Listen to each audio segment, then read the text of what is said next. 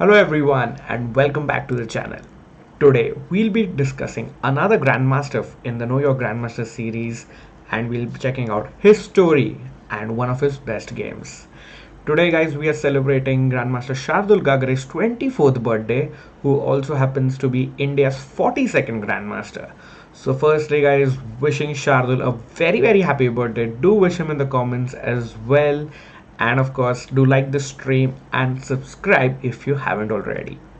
So coming back to the video guys, Shardul is a very promising young player from Maharashtra. In fact, the achievements of his and his sister, his real sister Shalmali Gagare, they have managed to put their small town name on the global map, and they hail from Rahuri, which is close to a city in city Ahmednagar in Maharashtra, and they have really managed to become stars over there, and rightly so.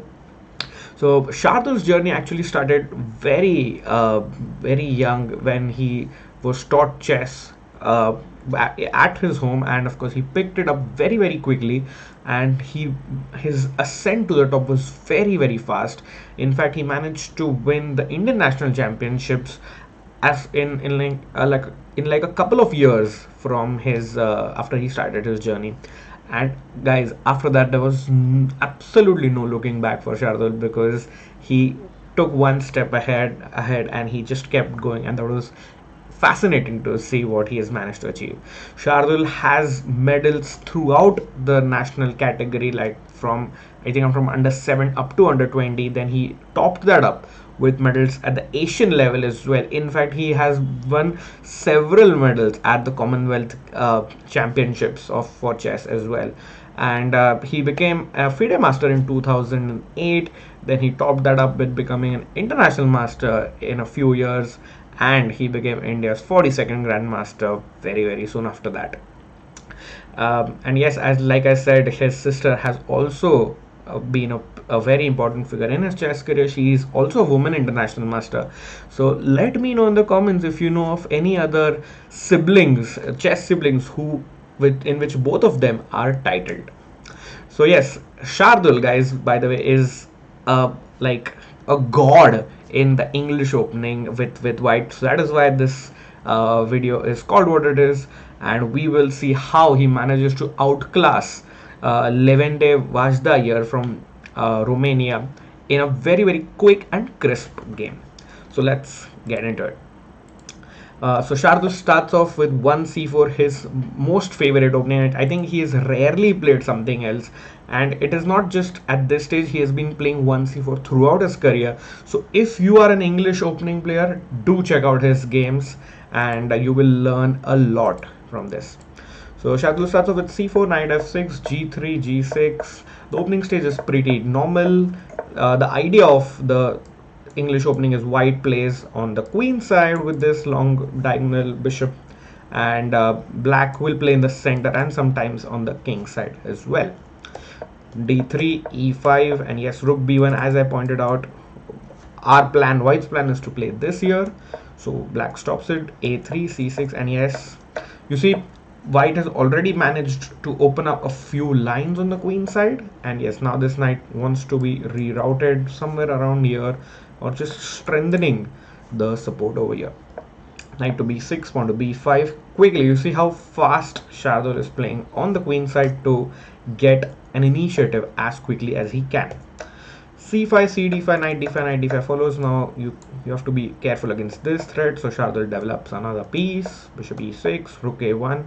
Now maybe white wants to take control and attack this pawn by queen a1 and bishop e5. Queen d7, attacking the pawn. Knight c4. Of course, I think you cannot take it so soon because I also take on e5. Yeah. So knight c4, queen into b5 happens. Bishop e5, knight e5, knight b4, and queen d2. This is a pivotal moment. This is a very critical moment in the game, guys, because you feel how okay, white has just managed to exchange a couple of pieces. There's nothing happening, but here this is a very important moment in the game, which maybe Grandmaster Vajda, who's 2600 rated, missed at this point. So rook d8, and now instead of just playing on the weakness of this pawn or just playing on the queen side, Shardul starts a very interesting sudden attack on the king side. So he switches, as I told you, remember white's main side is the queen side, but he switches quickly, and maybe I think Vajda was not able to adapt to the sudden change. Queen to b6, and now you see this is the weak point. There's no knight on f6 which protects this pawn, so Shardul starts with h4. He wants to open up lines. Queen c7, whoops, attacking the knight. You need to save the knight. Now suddenly I'm threatening this and threatening a checkmate, so you got to be careful. Bishop g4, pawn to h5. Shardul's got no chill, he just wants to go for it. Bishop f3 again. Now maybe I'll play king g2, rook h1, and start attacking on this file here. Knight c2 happens, attacking the rook. 8 g6, of course you have no time, whoops, no time to take here because of queen h7 is a checkmate. F g6 and rook a2 attacking the knight. Bishop e4. Rook a2 is important, guys, because otherwise knight e2 would have been a free pawn here if you had played something like rook a3 earlier, or rook a4, sorry.